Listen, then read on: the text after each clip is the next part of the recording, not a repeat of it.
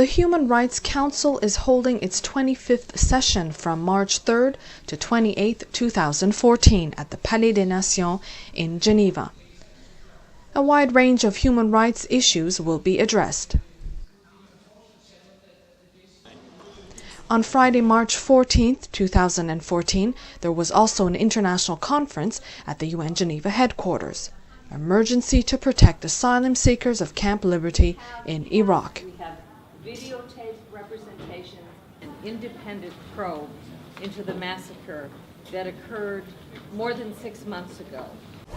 The September 1st, 2013 massacre at Camp Ashraf left 52 residents killed and 7 taken hostage, and led to numerous condemnations by the international community, including a December 9, 2013 declaration by several UN independent experts on human rights. Now, our press release issued on the 9th of December unfortunately had no follow-up.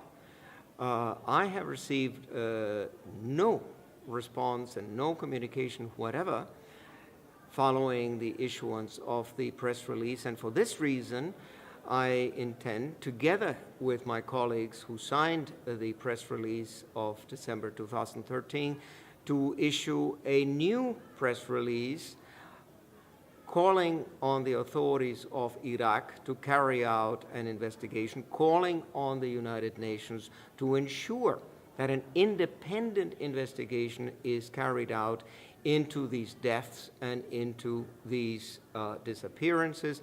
We owe it to the victims.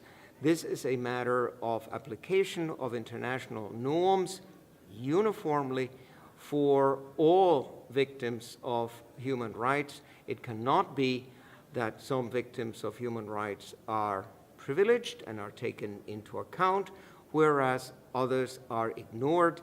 Here we have to do with a problem, what I would like to call the crime of cover-up and also the crime of silence. Nearly 3,000 UNHCR recognized asylum seekers who were transferred from Camp Ashraf to Camp Liberty near Baghdad are in danger of further massacre. 4 rocket attacks on the camp in 2013 have left 14 residents killed and several hundred injured. What is the perspective for their protection? What are the responsibilities of the UN, US, and EU?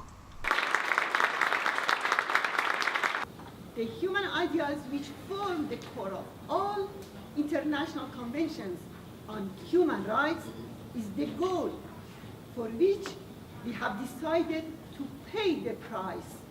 And today I have come here to call on UN to uphold its obligations regarding these values.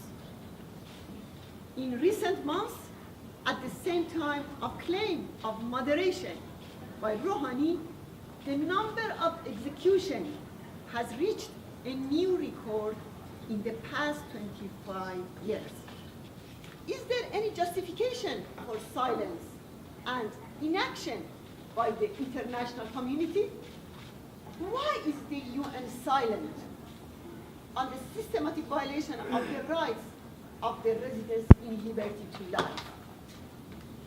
In order to prevent another humanitarian disaster, I appeal the United States, the European Union, and the United Nations to refer this case to the UN Security Council to act. Il y a évidemment d'abord la première responsabilité majeure, énorme, insupportable. First of all, there is a very important responsibility that we have regarding regimes like Mullah's regime, who are intolerable and we cannot expect them to change. They will never change, never. Only secularism and the role of women, as it has been underlined by Madame Rajadi, we can have some change. In one hand, on the geopolitical level, we have an axis formed from Iran, Syria, and Hezbollah, who are now representing for international community as a representation of Arab world, where they apply medieval rules in Iran and also in Iraq regarding Ashraf and Liberty Camp. These are intolerable. And in this building in the United Nations that I like, when we read Mr. Ban Ki-moon, as he reported yesterday regarding human rights violations in Iran, these must be our rules, absolute rules, to guide us.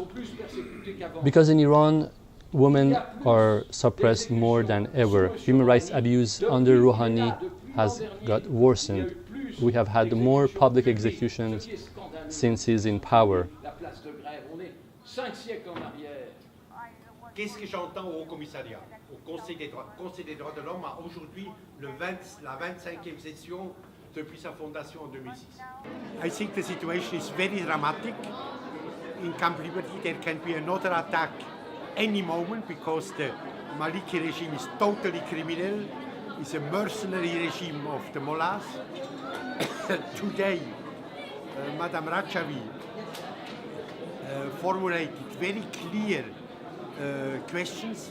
She said there must be a military presence of the UN, blue helmets, 100 blue helmets stationed in permanence in Camp Liberty just to assure security, and there should be must be a permanent mission in Camp Liberty of the High Commissioner of Human Rights, a permanent mission in Camp Liberty. That's the only way to stop